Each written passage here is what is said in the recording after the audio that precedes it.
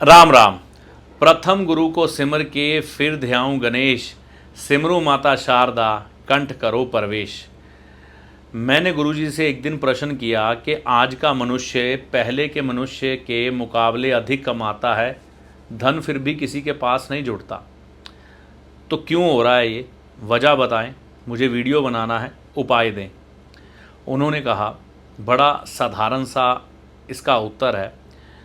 किसी राजा की कहानी सुनी होगी, कभी कोई फिल्म देखी होगी या पुस्तक पढ़ी होगी। राजा का एक खजाना होता था, उसमें सोने की बहुत सी अशरफियाँ होती थी और भी सोने की बहुत सी चीज़ें होती थी, और उस राजा का खजाना हमेशा सोने से भरा रहता था। ये एक उदाहरण है। जो प्रजा भी होती थी वो भी अपने पास सोना संभाल के रखती थी, घर में गड्ढा खोद के दबा देती थी, खेत में या किसी पेड़ के नीचे, लेकिन सोना हर घर में मौजूद होता था। यानी कि वो थोड़ी थोड़ी अशरफियाँ यानी कि सोने के रूप में, जवाहरात के रूप में इकट्ठी करते थे। तो यही एक अंतर है आज के मनुष्य और पुराने समय के मनुष्य में।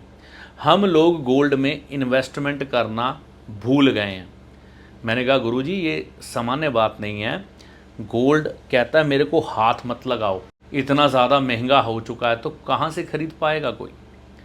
वो कहते खरीदना तो पड़ेगा। अगर कोई समर्थवान है तो चाहे 6 महीने साल में 1 ग्राम गोल्ड की गिन्नी खरीद के रख ले, लेकिन गोल्ड का वो कॉइन, वो गिन्नी खरीद के रखनी शुरू करे। गोल्ड समृद्धि का कारक है।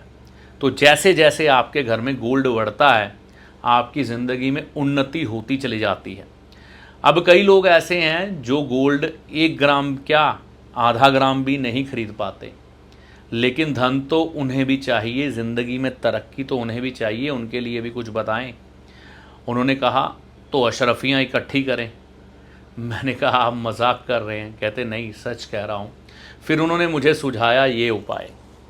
ये देखिए, ये है हमारी भारतीय अशरफियाँ, 5-5 रुपए के सिक्के, जो कि गोल्ड के तो नहीं हैं लेकिन पीतल के हैं, है ना। तो पीतल जो है ये बृहस्पति का कारक है, और जो गोल्ड है वह भी बृहस्पति का कारक है।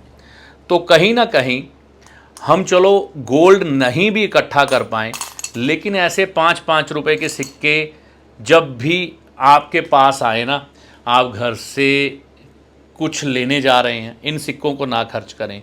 बाज़ार से कुछ लेकर आते हैं, 5 रुपए का सिक्का हाथ में आ जाता है, उसको खर्च ना करें। ऐसा एक कांच का बाउल लें, उसमें डाल के रख दें। ये आदत मैंने भी बनाई है। ये देखो, कम से कम ये 150 से 200 सिक्के होंगे। इसी तरह से ये सिक्के इकट्ठे करने शुरू कर दें कांच के बाउल में, और इन सिक्कों को एकत्रित करके रखना कहाँ शुरू करना है ये समझें। सबसे उचित जगह है इसके लिए पश्चिम दिशा की पश्चिमी दीवार, मतलब अपने घर की पश्चिम दिशा में जो पश्चिमी दीवार है वहाँ पर ये बाउल रखें और इसमें सिक्के डालते जाएं।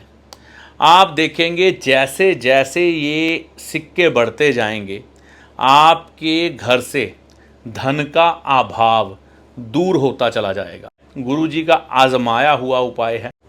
तो आप देखेंगे आपके घर में धन जुड़ता चला जाएगा। 5 रुपए के सिक्के सिर्फ इसमें कलेक्ट करने हैं। 10 रुपए का सिक्का, 2 रुपए का, 1 रुपए का, 20 रुपए का सिक्का नहीं डालेंगे, बस 5 रुपए के। ये हमारी भारतीय अशरफियाँ हैं। तो बृहस्पति का कारक सोना भी है, बृहस्पति का कारक पीतल भी है। तो आज के समय में यही अशरफियाँ हैं। ये इकट्ठी करते चले जाएं, आप देखेंगे आपके घर में धन टिकने लगता। और हाँ, इस बात का ध्यान रखना है कि कभी अगर इसमें से कुछ पैसे खर्च करने पड़े तो कोई दिक्कत नहीं है। तो ये आप करके देखें, धन के अभाव को दूर करेगा ये उपाय। राजाओं महाराजाओं के समय करेंसी गोल्ड में हुआ करती थी, वो संभालते थे। आज पीतल में है तो संभालेंगे। अंतर देखेंगे, है तो धन ही ना, तो बड़ा आसान है और कोई ज़्यादा खर्चा भी नहीं है, घर का पैसा घर में रहेगा।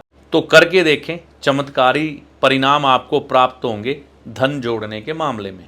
याद ये रखना है, सिर्फ 5 रुपए के सिक्के। तो इस वीडियो में दी गई जानकारी का लाभ आपको माता रानी की कृपा से होगा। जय माता दी।